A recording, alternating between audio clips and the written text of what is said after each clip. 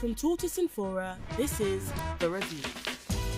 Join Tortoise editors and special guests as they discuss the stories making the news headlines and the ones that should be. Switch up your podcasts, newsletters and magazines and take part in a live editorial meeting like no other. Book your free ticket for The Review every Thursday at Fora Soho.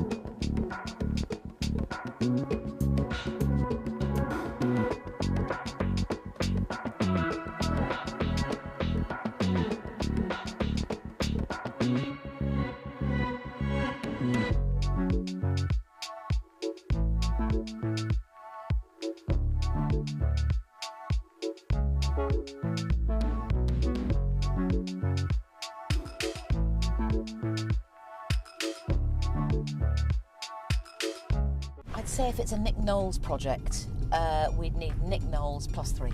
What does Nick Knowles do? He does DIY SOS. Yeah, you're on the wrong side of the road, buddy. Hello there, I'm Mel Gedroych, and this is my electric adventure. Join me and my co-driver, the journalist Giles Whittell, on a journey through life and electric cars. The chorus. The question is, are those guys waiting? I think they might be dogging. Quite a lot of undertaking going on this road. It might be because you're doing 57 in the fast lane. Oh, hello. Flashing up 20, saying 20. See, that's all power going back into your battery, isn't that cool? So we're basically cruising along on a massive battery. I was reading about batteries the other day, but don't get me started. From Tortoise, this is Mel's Electric Adventure. Listen now wherever you get your podcasts.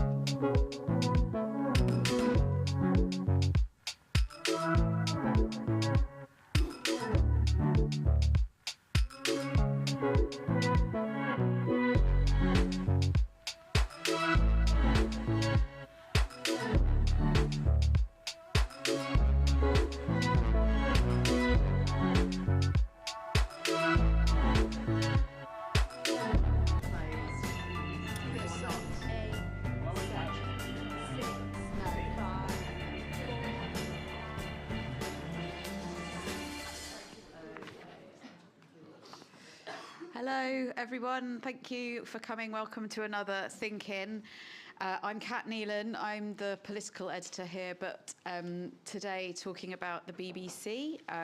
I have never worked for the BBC, but I did in a distant past report on it when I was a media reporter at a magazine called Broadcast.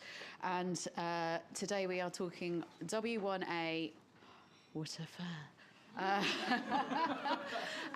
For those who don't remember, W1A is, of course, the address of Broadcasting House, but it's also the name of the TV series sitcom which kind of set up BBC management as a kind of hapless bunch who just talk in buzzwords and don't get anything done. So first of all, I know we've got a few people here who used to work at the BBC. I wanted to ask whether they thought that W1A was an accurate reflection of what it's like to work there. Kerry? Like most of those brilliant comedies, like yes and no. So I did have to fire somebody. So I worked at the BBC for 24 years. And I did have to fire somebody once in a room that was called the... Oh, God, it was named after a comedy. So I can't remember what it was now. It was... So would you meet me in the Faulty Towers room so I could fire you? So there are definitely moments when you think that you're living in that farcical thing. So it captured a kind of spirit about the place, I think, that wasn't too far off the mark. And do you think it was unfair on the management that are there? I mean, it's not... I wouldn't worry too much about being unfair to management, even as a former manager. I think it... No, I mean, look, it's totally fair. It's a national institution. It's fair that people will lampoon it, criticise it, make comedies about it, make documentaries about it. I think what I've always thought about it, after all the time I worked there, is that it's a place with like a huge body, sprawls all over the country. It has outposts here and there. It intrudes into all our lives, but actually, it's like a chicken. It's got a tiny brain. It doesn't think really well about what it does. So that there aren't. I remember they made a documentary a year into Trump about the New York Times, how the New York Times dealt with Donald Trump. And it was full of these really interesting conversations about the challenges of doing journalism in that kind of polarised, post-truth environment. And they were really wrestling with this stuff. And I thought you'd really struggle to make that about the BBC because there's not enough thinking in there about what it does and why it does it. Well, that's quite damning. Well, I think for me, interestingly, I'm sure we'll talk about impartiality, but I think part of the reason that there's not this culture of inquiry and kind of self-criticism is that there isn't a culture of argument within the BBC, because people, if you go to, there are lots of other people who've been in the BBC like I have, and I'm going to make sure we pick on them all, but they'll all know that if you go to a news meeting in the BBC, it is not an argument. It's a reading out of lists of things that you could do, because nobody wants to take a position because this idea of impartiality runs, in a way that's unhelpful, I think, right through the BBC. So you can find yourself sometimes 2 or 3 days into a story thinking, I don't really know what I think about this because I haven't had an argument with someone to test what I think, to hear what they think. People just sometimes they will rehearse a position that's been taken by a columnist in a newspaper. So you might present that as here's an opinion, but you won't present your own opinion. Yeah. And sometimes, mostly it's just a sort of incantation of options for doing stories. Yeah. And OK, so yes, as Kerry says, we will be getting into the question of impartiality. But first, I just wanted to go over some of the opposite of BBC's greatest hits, some of the sort of moments that are in sort of more kind of recent history, moments of peril, I suppose, for the BBC.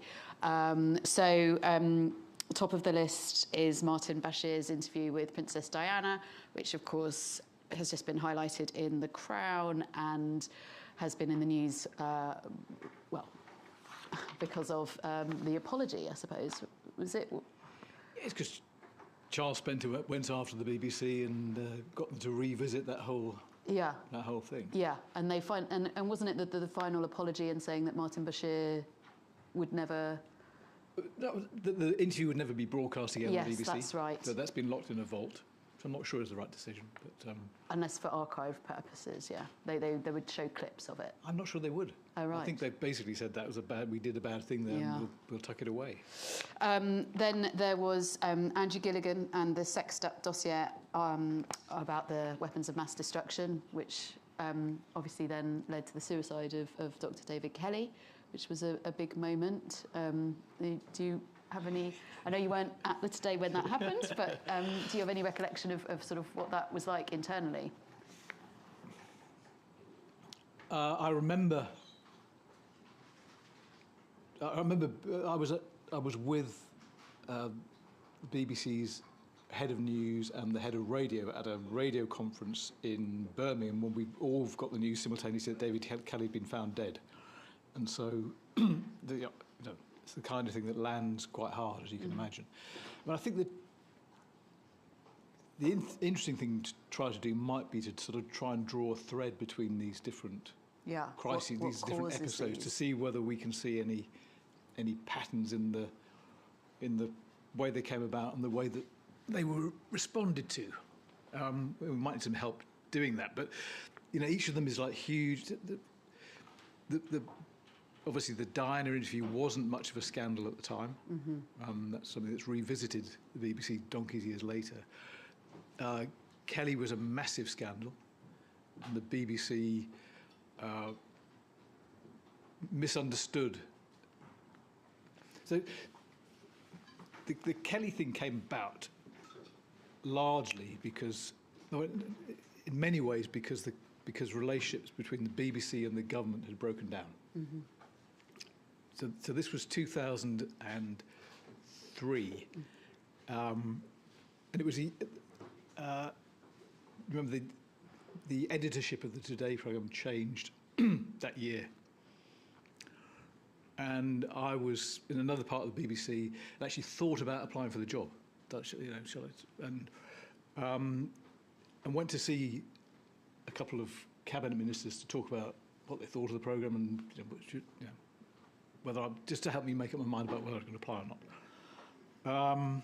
And one of them said to me, "Look, we literally only communicate with the BBC News by fax now, and so relationships have broken down so much that the only channel of communication between BBC News management and Downing Street was a fax machine. They never talked to each other." And I sat there with this person I knew and said, "This is not going to end well. You can't have the national broadcaster and its news division having no kind of dialogue with the government at all." No. It's impossible to imagine these days when communication is so back and forth. Yeah, and so you ended up then, I think, with this hostile groups. So you ended up with a position where that Andrew Gilligan sexed up thing is something that the BBC should have spotted and apologised for quickly, but it didn't want to apologise. It didn't want to apologise by fax. It didn't have the kind of, just the dialogue between the BBC and the government that would have allowed that to have been sorted out, dealt with, and everybody moved on. And picking up on your idea of looking at threads, obviously we know that Martin Bashir was sort of really wanted to land the big interview. Was there a sort of element to Andrew Gilligan trying to make his name? Is this a sort of journalist's sort of ego trip thing? Yeah, I think the thread potentially between the two of them is that were two journalists that the BBC obviously didn't have very good control over. So Andrew Gilligan, came from newspapers, operated in a really weird way, would never show his scripts to the editor of the programme until just before he went on air, if at all. And so there was a sort of lack of editorial control there over what he was going to say and what he had, what his sources were behind it. And Martin Bashir was sort of, in some ways, in the same category. Now, he didn't have the kind of... one of the interesting things about Martin Bashir and that Diana interview, I think, is that there wasn't the idea that it had been got by improper means came out quite quickly. The Daily Mail did a story not long after the interview was published, saying that he faked the bank accounts and the bank statements and all that. So that story came out, I think, within 3 or 4 weeks of the interview coming out. And I think it was the Mail on Sunday that published it. At the time, I was a sort of desk producer on the Today programme. But we didn't, normally, nothing would have given us greater joy than doing in some other part of the BBC. So if we could have, generally speaking, if you could put the boot into Panorama or Newsnight, hallelujah, you were absolutely thrilled. But we never tried to follow up this Mail on Sunday piece that said that the interview had been sort of ill-gotten. And I spoke recently to some people who were on the programme with me at the time and said, why did we not try and do that, given that it feels like one of the things we might naturally do? And none of us, people assume there's an edict from on high that stops you doing it, or it wasn't that. There was nothing to do with that. We were never told not to do it. None of us can really tell you why we didn't try to chase that story down. Was there something about it being in the Mail? No. I think honestly, we were in that era slightly jealous of the kind of the way the tabloid press was operating. That we were sort of jealous of their checkbooks and their cunning. Mm-hmm. And when we saw someone like Martin Bashir doing something that felt a bit edgy, I think in a sense, you felt that kind of, he's playing by the rules that we're not normally allowed to play by, and a touch of good luck to him. Okay. Anyway, that's my best explanation anyway. So moving from those two quite serious issues to one that was a bit more frothy but still resulted in the resignation of the BBC One controller Peter Fincham, which was Queengate. Does that stir any memories in you? Not much. Remind me. No, I can't remember very much about it at all. Tell me. It was a trailer that made the Queen look like she was walking out of a photo shoot in a huff, and she wasn't. I think that's in the kind of cheap seats of BBC Scandal, so I wouldn't spend too much time on it. I'm not sure.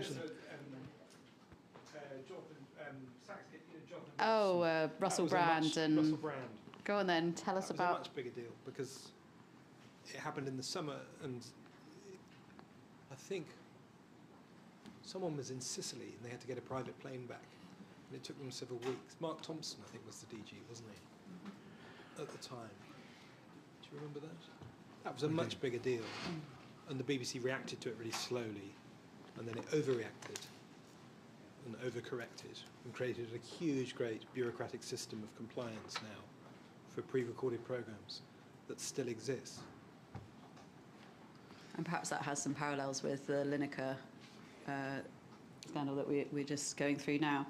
Okay, well, and then the next big scandal on my list, but perhaps I've missed a few, was the Jimmy Savile stuff, which of course resulted in the departure of the DG, George Entwistle, who'd only been there a few weeks, and just kind of lost control of the whole thing. And Kerry, do you want to talk about your part in his downfall?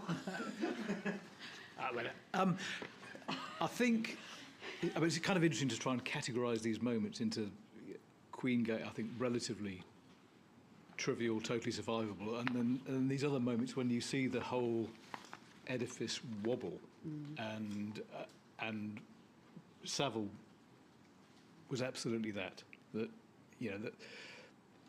split the organisation in a bunch of ways. It called into question the sort of fundamentals of the quality of the BBC's processes and its journalism and its safeguarding and a whole heap of things. But it was it was particular. I'm conscious, Kat, that we're kind of, given the title of this, that I'm always trying to look for links between those past moments and this question of what the BBC does now. Yeah. And I think in the case of Savile, I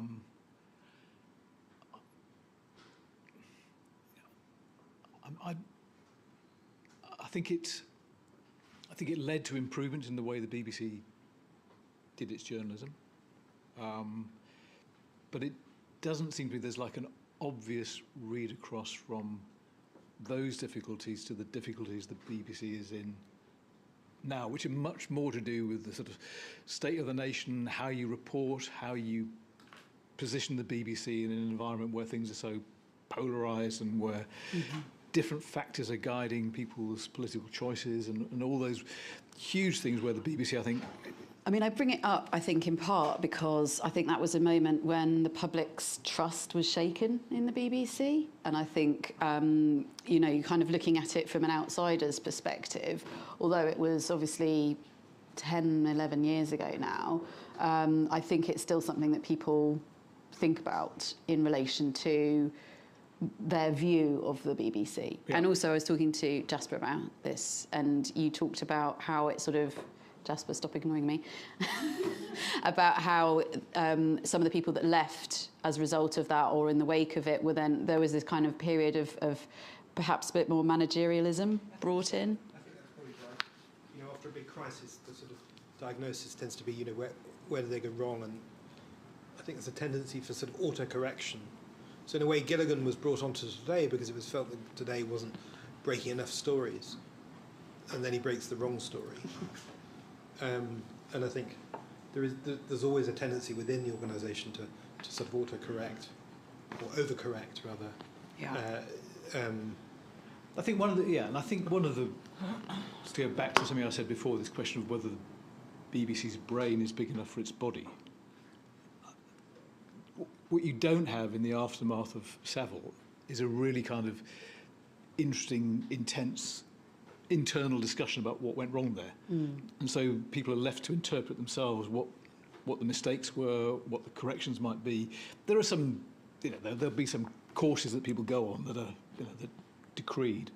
But generally speaking, far too much is just kind of assumed and internalised by people who work there. And I think what that leads to is that you never really know what the effect... You have to assume that all these crises will have had a huge effect on the way that BBC News people think about their job and go about it. But you can't really say what it is because they've assumed too much of that themselves rather than it being a sort of, you know, a proper big open conversation. You think people go into sort of protection mode rather than reflection mode? I think, you know, after Hutton, after Savile, after, you know, even after Gary Lineker, people will just making their own minds up as individuals who work for the corporation about what this means for the way they do their thing. And there's not enough thinking about what the BBC is for, what does this mean for us, what really has to change, you know, all that stuff that I think a lot of places would do. Okay.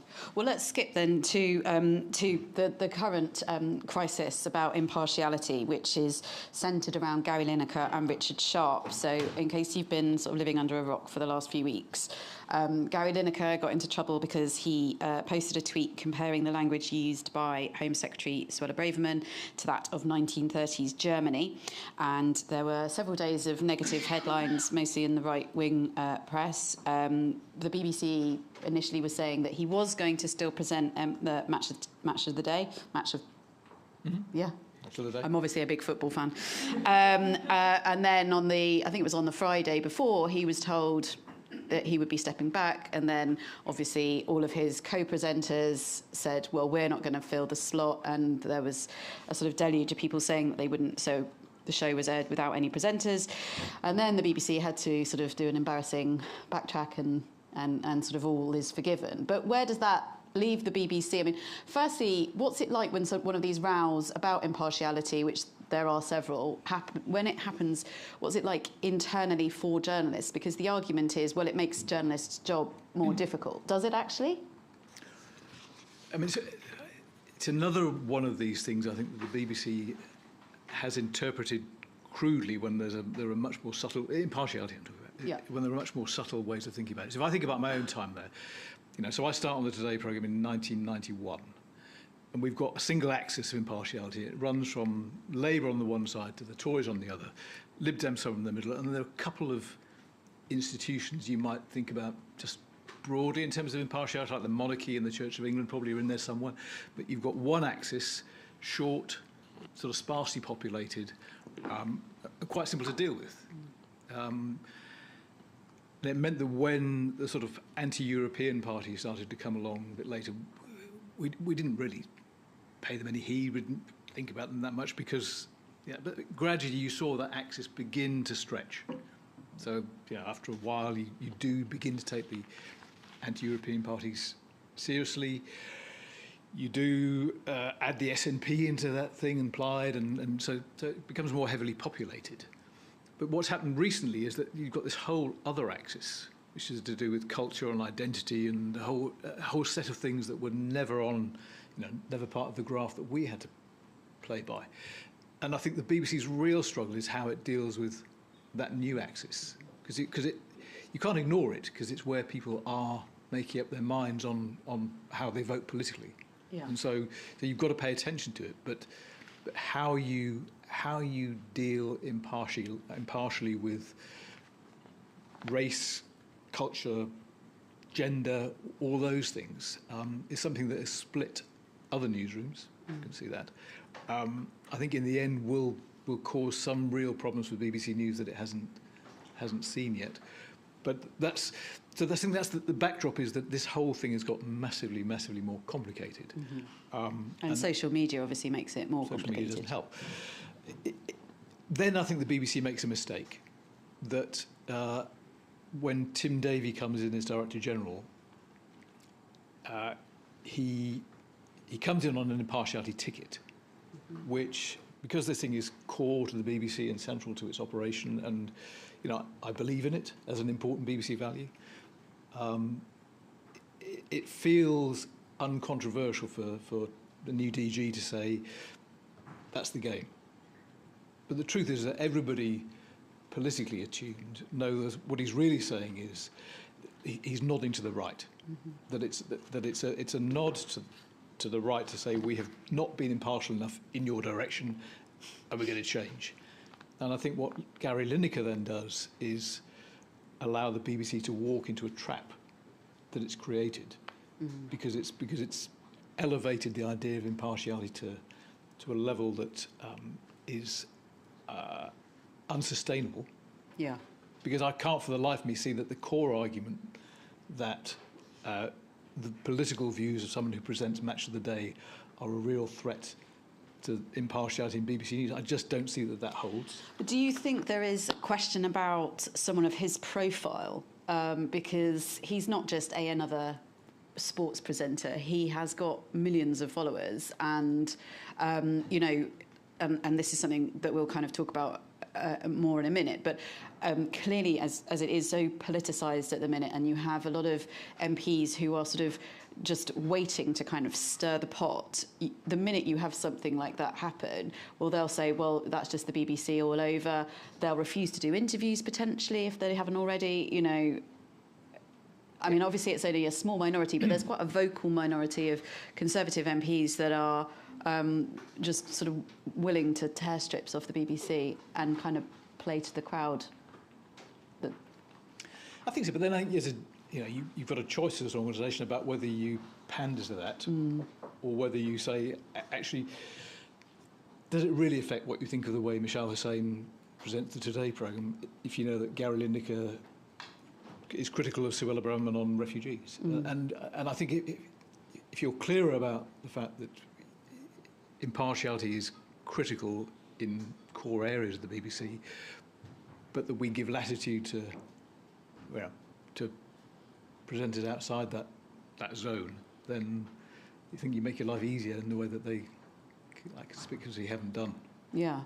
And of course, the sort of backdrop to all of this is the Richard Sharp stuff, because the BBC chairman hasn't spoken about it, hasn't had any kind of involvement in this scandal, because he himself is implicated in an impartiality row over the fact that he helped to connect a cousin of Boris Johnson's to the cabinet secretary in order to facilitate a loan guarantee. Yep. You know, we've not seen hide nor hair of him, which people have commented on, and there are reviews ongoing as to whether he has acted inappropriately. And yesterday, Lord Burt was saying, in no uncertain terms, that he should go.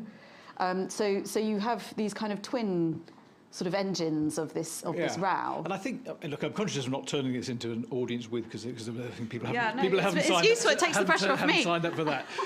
But I mean, I think part of what you're seeing in the Richard Sharp case is what you're seeing in the political world generally, which is a breaking down of conventions that have governed the way that people in those roles behave. And you can see it around the Johnson government in all kinds of ways.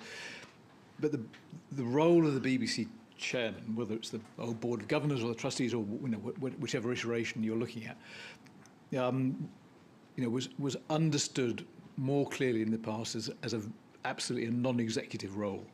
And I think you've seen people like Richard Sharp and Robbie Gibb, who's his kind of sort of wing person, from the beginning around appointments to BBC News, getting involved in executive decisions in the way that previous chairs would not have done, and that adds spice to Richard Sharp's position, because we've seen politically aligned DGs and chairs before. Yes. With Greg Dyke and Gavin Davis, we knew where those guys came from. Oh, yeah, and Chris Patton. So the idea that these people had it's not Richard Sharp's politics that are the problem.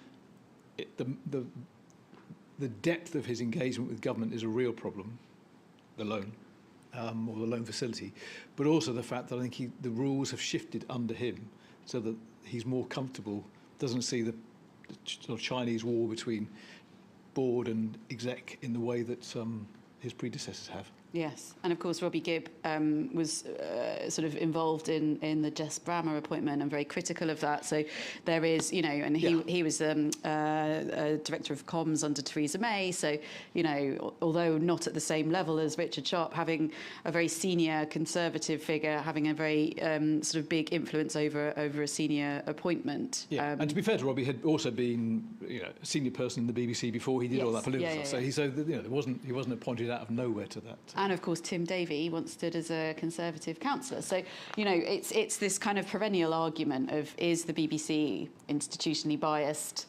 And the sort of Tory MPs will say, well, it's lefty, and the sort of left wingers will say, well, it's right wing. So anyway. This is the problem, I suppose, with impartiality. And Tim Davie has obviously made impartiality, I think it's a quote, like his hill to die on. So how much of this row was the BBC's own making, and how much of these rows are often sort of exacerbated by the BBC's response? Yeah. Paul, can I bring you in? Because you and I were talking before. Grab the mic. Sorry. Because Paul's worked for CNN in the past. Yeah, well, in my role as a PR person, we handle all of Turner Europe, including CNN. So, yeah. That's the question. Well, on the question of impartiality,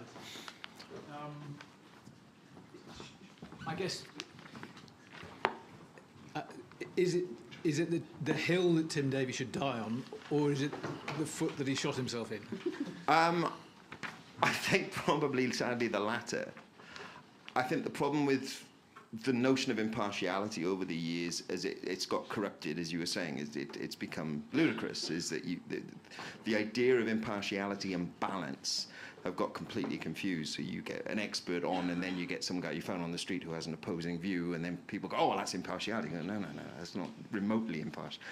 Because you've now given the lower voice higher credence, and that becomes a real problem. So suddenly you get people that would normally be on the outside, on the outskirts where they belong, suddenly now having mainstream voice and being given credence by the BBC.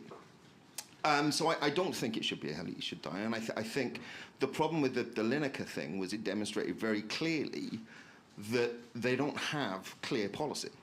They don't really understand what it means and who should be responsible. And I'm totally with you. I think, Gary Lineker can say what he likes. As he rightly pointed out, he's a freelancer. His fan base is not created by the BBC. He was brought into the BBC to bring his fan base. You know, he's a really respected pundit and a footballer prior to that, and so he was coming into the institution bringing his fans, not building his fan base off the institution. I think it's an important differentiate.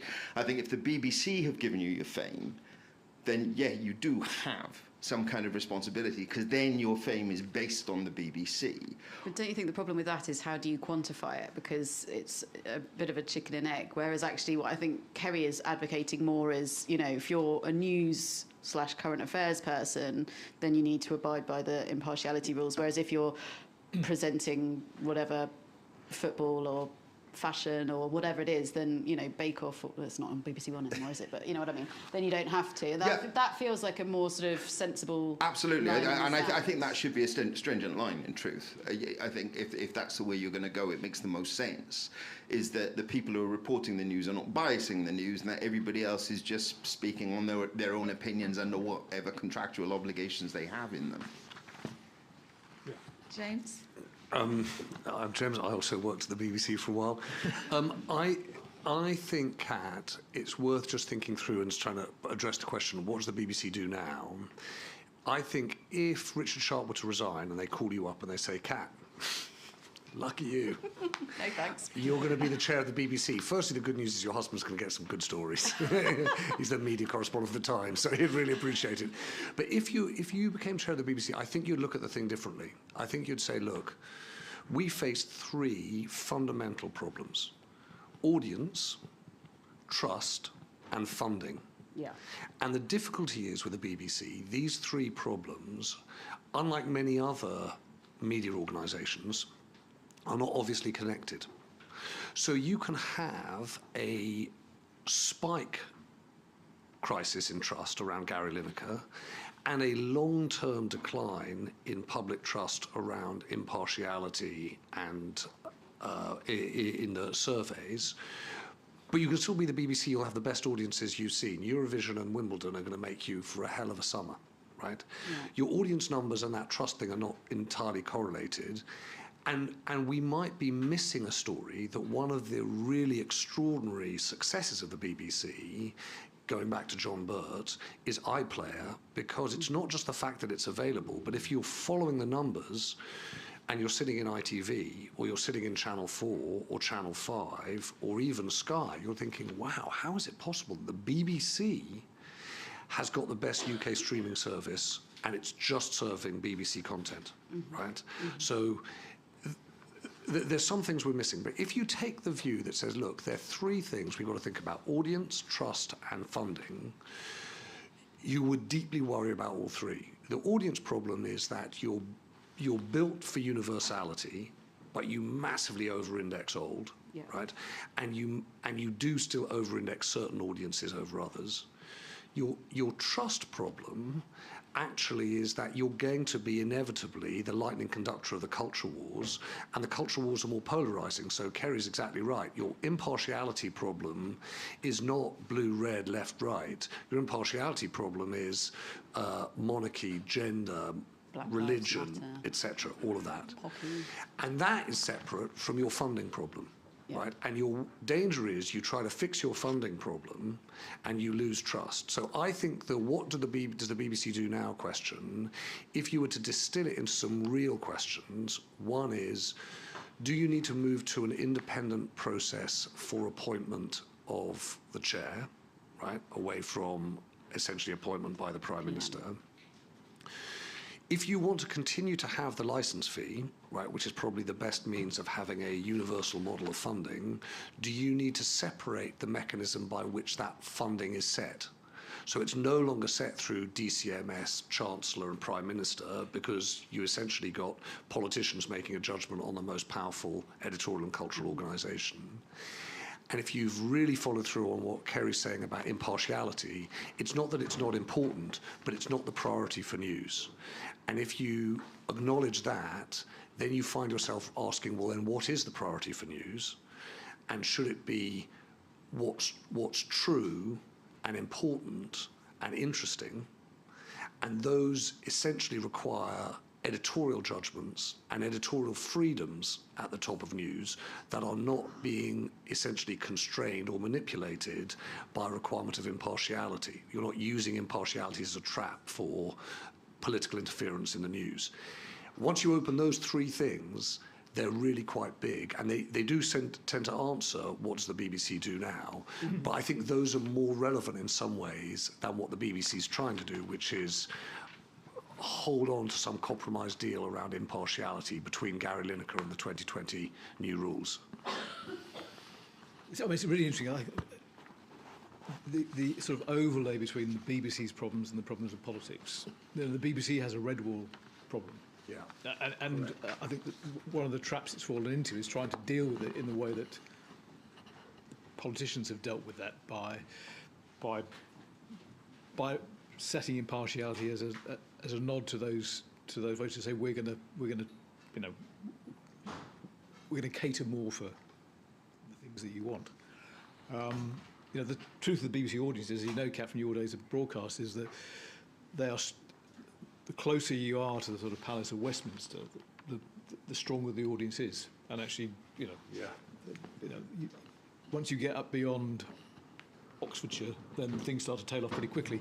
And James is absolutely right. There's the problem of getting young people to tune into BBC News is a huge one, and they've made very, very little progress on that. So that's stark, and there are very, very few organisations, news organisations in this country that have the wherewithal to tuck into that. The BBC is really the only one. Yes. Well, I will come to the funding issue in a minute, but yes. I was just going to talk funding a bit. I think, just because I think all your points are exactly right. I'm Toby. I work for an independent production company. I have worked for the BBC in the past, though not in news, but other departments. But I feel like all of those three things are weirdly, massively interrelated. I sort of think the government would have made the BBC go to a subscription model had there been a technical solution to it. But because of the way that Freeview, which is how most people watch TV, is set up, oddly, like somebody made a decision at some point to make it impossible to put a payment level in it, because it comes out of On Digital and ITV Digital, which did have things where you could put cards in the box and subscribe, but that got removed when it went to Freeview. But at that point, then it's very difficult to think of how you do a subscription model, because you can stop someone having Netflix if they don't pay because they need a login. And although the BBC does what it can to drive people to log into the services, nobody logs into Freeview, nobody logs into Longwave or FM or so much of the stuff. So I think that's really important. And then that becomes, like, you've kind of got an overall mandate for having a universal licence fee if everybody's engaging. And at the moment, the numbers are probably with the BBC. I've heard that, I think, every week 79% of the population engage with BBC News on one platform or other, pretty good. About 30 million people every week get to the iPlayer every week. And you know, delightful. You know, you'd be very pleased with that if you were anyone else.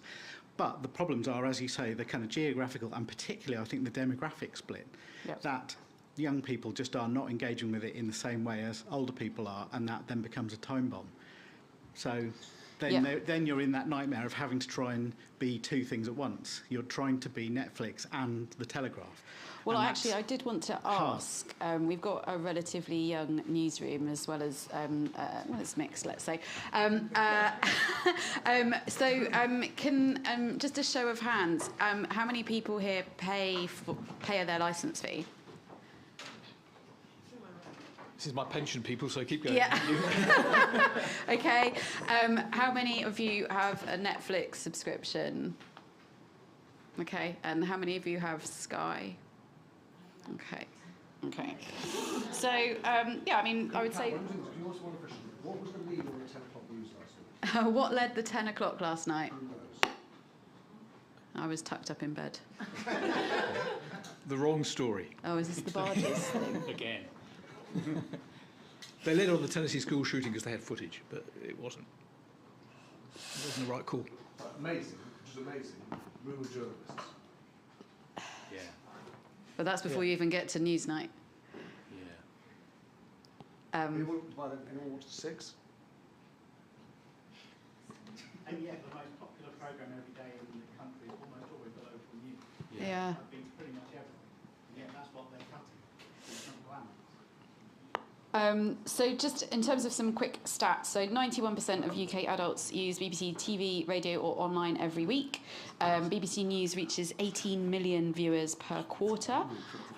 Weekly radio listeners are estimated at 33 million, but we know how radar is not necessarily the most accurate of data models. iPlayer has 315 million monthly requests, of which 87 are made via computer, which I think is another, to the point about licence fee, is kind of another issue. This is from Statista. The most streamed programme of 2018, which was the last date that I had, was Bodyguard with Keely Hawes. So there you go. Got a question over here, Kat. Oh, sorry. Thank you. I've worked in BBC News 20 years ago now. I've got kind of two observations. First of all, is I think the BBC treats its stars very differently to its ordinary staff and has never got that right. So there's always been a sense that the stars got away with murder, which ordinary staff couldn't possibly do because we were all following the guidelines. And that links stuff. Some of the stories we've talked about, Jonathan Ross, Lineker and the rest of it.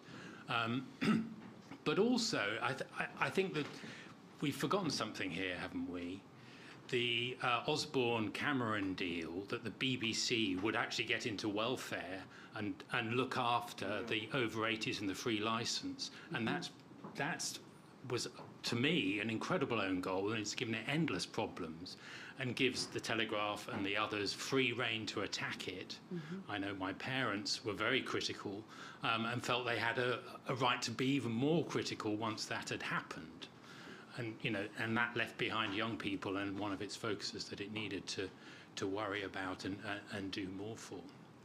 Yes, and I think also going back to the demographic issue, obviously I remember reporting on delivering quality first, which was the cost-cutting sort of austerity for the BBC, and kind of how that kind of led to lots of decisions about different things being cut. And some of those decisions seen through the prism of perhaps the sort of older execs at the time not thinking about things like BBC Three as a feeder for the future watchers of the BBC, and then you have things like the Six Music kind of threat to cut it, and then having to backtrack because they hadn't anticipated how popular that was. There is always the kind of theory that that's the reason they do it, just to sort of remind everyone that these things exist and how much they love the BBC. But James, you're shaking your head. That's just a wild conspiracy theory. No. The BBC Three, they're two separate things. I think that. Sorry, I'm James. I didn't name. Charles. So I think you're right about the decision on the free licence fee. The paid licence fees for. What was it, over 75s originally? Over 80s, I think. Was it? I think but somewhere around it. But it was. So I don't think the issue there is the issue is whether or not the government should pay for that or the BBC should pay for that. Someone should pay for that. The principle of living in a country where people over 75 are getting the BBC for free feels like a good thing and a right thing, and I really did try and think that through at the time. Should everyone pay, universality, etc. The issue was, if you do park that back with the BBC, that's essentially just a massive cut, and that was the problem. It was just a huge cut in funding, and that's why I said that point about audience trust and funding. The funding judgment is actually a fundamentally different one, which is how big a BBC do you want? What do you want it to do? So my argument would be, everyone says the BBC is still trying to fulfil that Reithian promise, inform, educate and entertain. I think it's a stretch to say it's a great force for education, particularly in a world in which people are getting older and we need more adult education and more skills through our lifetimes. If you got behind the BBC to do that, to be a force for education, I think that would be good, but you'd have to put more money behind it. Just the BBC Three point, I think the really interesting thing is the take-up of new technologies is so uneven in generations and geographies, but also over time. And so the BBC Three thing that was really odd was, oh, hey, look, everyone's looking at their phones, everyone's on their computers, particularly the young people. They're not going to want a linear television channel. That's so old. Turns out the linear television channel anchors all of those other behaviors, and people didn't see it until that linear channel went away, and that's the reason why you can see that they've tried to bring something like that back. I just want to slightly do a little pivot because Nina is our Ukraine correspondent and worked for BBC World Service for a while. So I just want to talk about what it's like from her perspective about what some of the sort of pressures on the BBC have meant in terms of cuts to the World Service. Yeah, thank you, Kat. I was the editor of the BBC Ukrainian service, and I was hired straight after the BBC cut a few radio programs in a few countries and switched their main product from radio to online. And it was I think it was a short-sighted policy of the Foreign Office to do that, because I will just name the countries where the radio broadcasting has been cut down, and you will see yourself. So it was Mandarin Chinese, Spanish for Cuba, Turkey, Turkish service, Vietnamese, Russian, and Ukrainian. In most of those countries, there were problems with democracy, and they became even higher. In Ukraine, I would say at that time there were less problems with democracy. It was a wild, oligarch-controlled media market, but there was a democratically elected president, but he turned out to be pro-Russian. It was Viktor Yanukovych. And after these cuts in 2011, he started pro-Russian course, and basically Putin offered him a deal to sell Ukraine for gas price discount. And that's why the revolution of dignity started. And Ukrainian service was at the point when the team should work round the clock, and there were not enough resources, as well as in the BBC Russian and other services who covered that. And then the Foreign Office decided in a few years that it's not the right thing which was done. And Serbian service, which has been closed down in 2011, was reopened.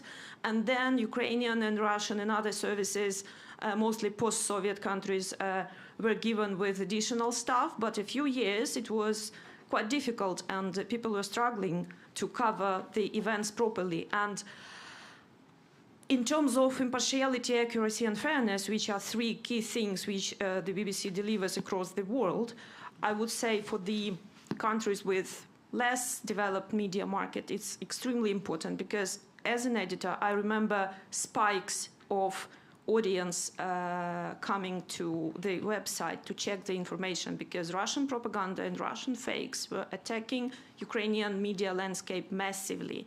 And as soon as there was a fake thrown into, the audience came in a massively high numbers, so we could see immediately how important was it. And that is why I think the fighting against the authoritarianism in those countries is extremely important. It's not the counter-propaganda, as some people say. It's not balancing the authorities' statements with counter-statements. It's just showing the things as they are. Let the picture tell the story, show what's going on, and let people make their minds. And ironically, seems easier to do in a foreign country than in our own.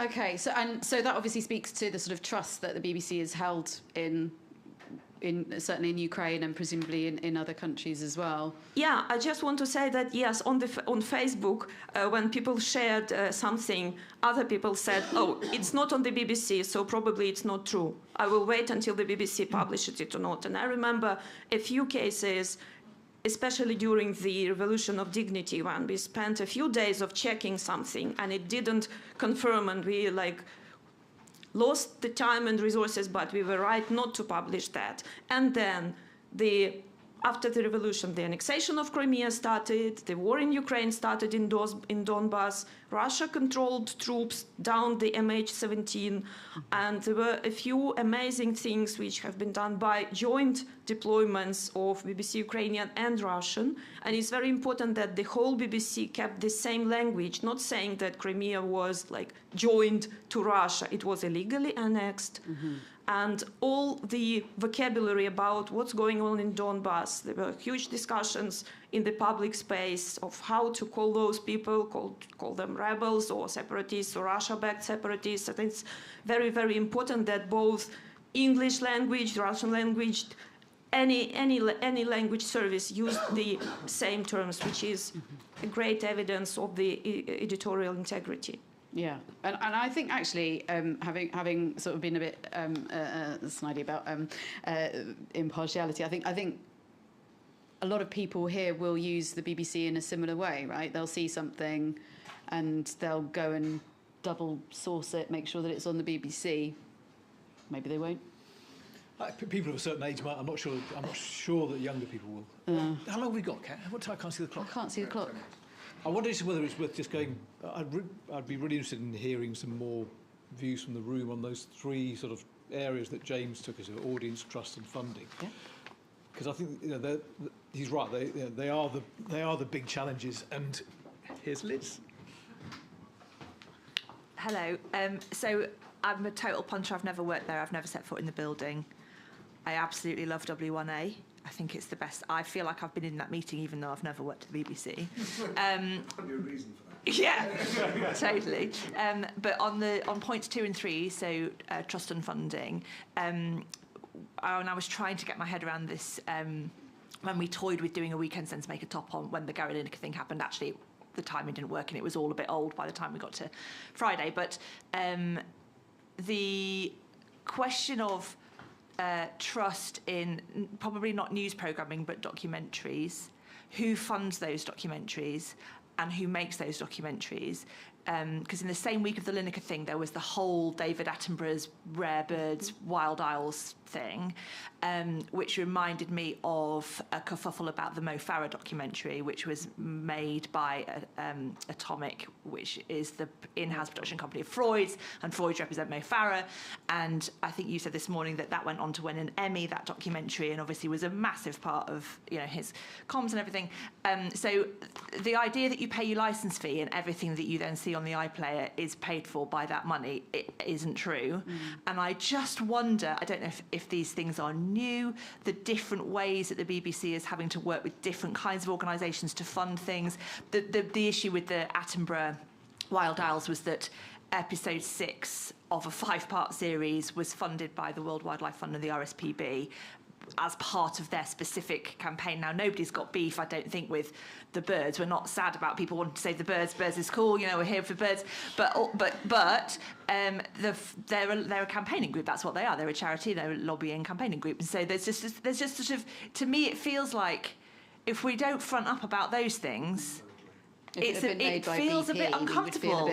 And I would pay my licence fee just for Radio 4, for 10% of Radio 4. I 100% love it. I never wanted to go away. I might leave the country if it died. But I am worried about those sorts of little, not very nice grey areas. I actually did want to ask whether if licence fee was made voluntary, how many people would continue to pay it? Oh, OK, not everyone. All right. I think one of the really interesting things from Liz's point is that I've always thought that trust and trustworthiness are not, they're different things and they're not always related. So in my sort of time in the BBC, I thought its journalism got more trustworthy, but because there's a generalised decline in trust, you saw levels of trust decline. The thing that BBC should worry about is it's seen in the last 2 years, it's seen a really rapid decline in trust. It's been a kind of market leader in trust decline over the last couple of years, and that will be causing conniptions in Broadcasting House, and it should. And those kind of things, I mean, none of them have really made the sort of Mo Farah stuff didn't make big headlines, but they're just these little corrosive moments that nip away at. You think it's more that than populist politicians tearing it down and for the social media clips that then get shared and this kind of mainstream media narrative. I'm not sure we've got a really sort of thorough explanation of what it is that's caused this really sharp decline in trust in the last couple of years. I suspect it is because the BBC has got caught up or allowed itself to get caught up too much in the sort of in the political back and forth, and that I think is what will really knock the knees out from under you. Joe? It strikes me that there's sort of similarities between the BBC and the National Health Service in that they've both got exactly the same three problems as James has just highlighted: audience, funding, and trust. And whether it is more of a kind of an identity problem in the UK as far as those things that we all identify as being part of what it is to be British, NHS and the BBC, are perhaps suffering from being undermined by populist politicians, and the sort of carpet being drawn from under them, and the problems that end up happening, things start falling over. Yeah, well, a decade of austerity as well as... There's a reason for that, which is, and that's the reason why there's a reason for that. Kerry's point is right. Impartiality is not the thing to prioritise.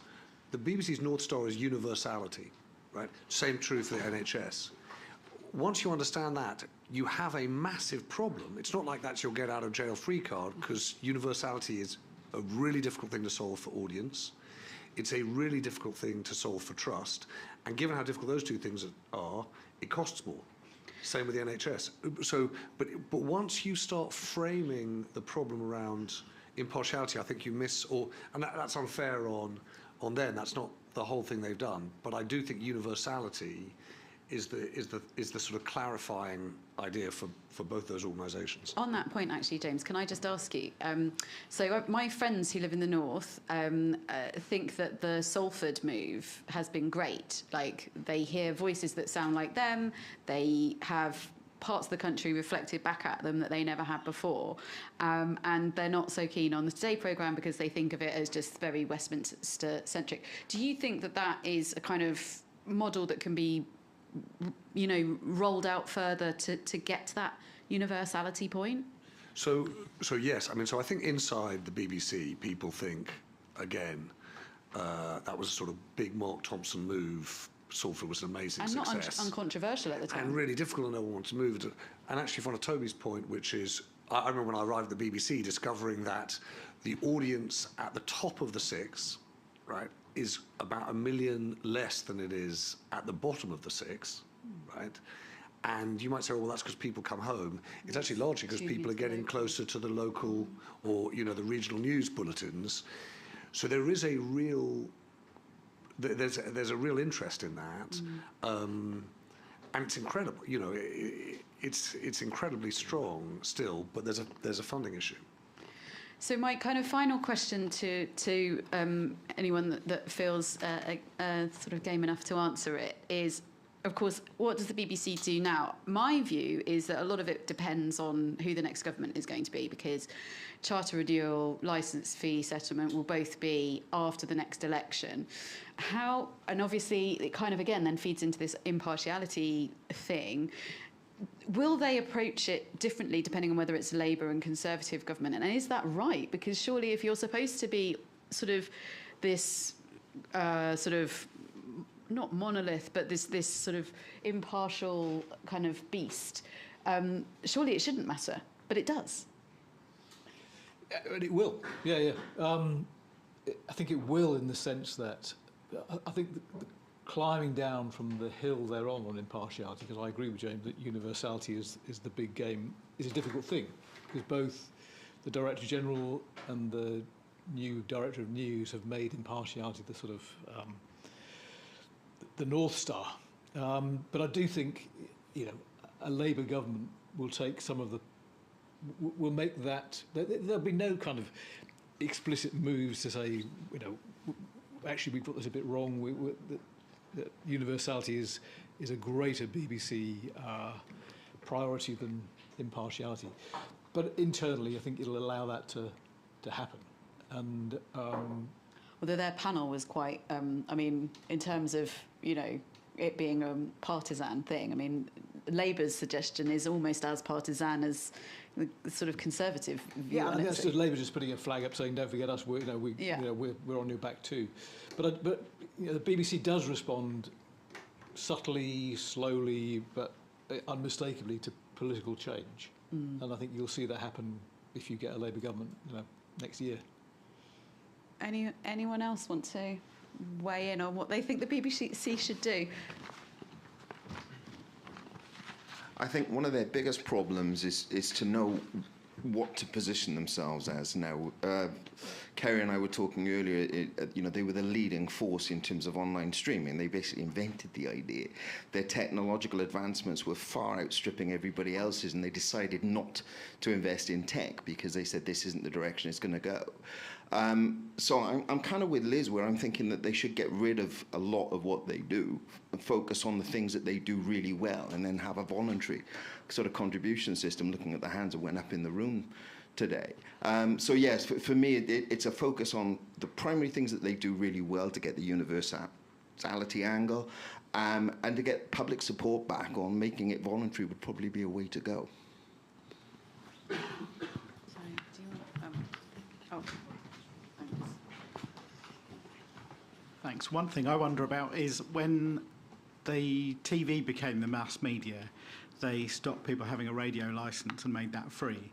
And I wonder whether there's a relatively simple manoeuvre that might appeal to history, which is to say the same thing has happened again, and make TV viewing free and in some way enact a kind of digital licence fee. It probably then wouldn't be direct on people. It would be like a toll taken off your mobile contract, your broadband contract, all of those sort of things. Maybe by doing that, it would be less for everybody because you'd have a kind of more or less compulsion to pay, and you wouldn't notice it quite so much because it wouldn't be in one big painful chunk. But that might be quite a good move, I think. I'm surprised they haven't mooted it. It was an interesting thought, Toby. I think there's a sort of fascinating question about the licence fee, about whether it's like a binding mechanism for universality or a shattering mechanism for it. Because actually, I think I'm always surprised how well the licence fee payments hold up. I haven't seen, until recently, I know they've held up really well, despite cost of living crisis, despite everything. Actually, people's propensity to pay is still really high. And there's something about that sense of participation and ownership that maybe, you know, contributes to the national importance of the BBC, which you'd have to consider alongside a kind of micro-payment system that would you know, pay for it differently. I don't know for sure, but my instinct would be that there would be a kind of age correlation to propensity to pay for it. That the younger you get, the fewer people are either A, actually paying for it, or B, inclined to in that kind of way that my mum would never have thought twice about it. Yeah. And I think the whole Netflix argument has slightly taken a setback, because obviously there were ministers saying, oh, it should be like Netflix, you know, but then Netflix put their prices up quite considerably, and it's now more expensive than the licence fee for much less content. So, you know, this is the thing when you compare the BBC with the sort of free market. Sorry. I do think there's a generation thing with regards to the licence fee. When I was growing up and young, I remember it was a legal offence not to pay your licence fee. So I do think there's a legacy there, but for the younger generation, they're like, well, I don't watch TV and streaming. So I definitely think that there is a big difference in attitude as to what you grew up with. The man next to you. Andreas, James, you said it's nice to be in a country where the 75-year and older don't need to pay. I mean, you could also make the argument, I think, that it was another pandering to the pensioners, and the ones who should really not pay is the young ones, because as they get older and more economically safe, they can actually more easily afford it. Well, I tried that argument. And by the way, I do think Toby's point about the digital license fee, sorry. Is a massively interesting idea, because I think so I don't agree with you, Paul, about move to voluntary contribution. Just to give you a flavour of it, even the decision to decriminalise non-payment of the licence fee cost the BBC like a couple of £100 million. So the reason why the Telegraph and the Mail go at it is that they know it's material. £200 million in an organisation like that is really significant, right? In terms of, you know, that's way more than the amount of money that goes into local radio and TV and news. These are significant sums. So that's just decriminalisation. If you move to voluntary, effectively, you would throw in the towel on universality, because you just wouldn't have the funds to reach everyone, right?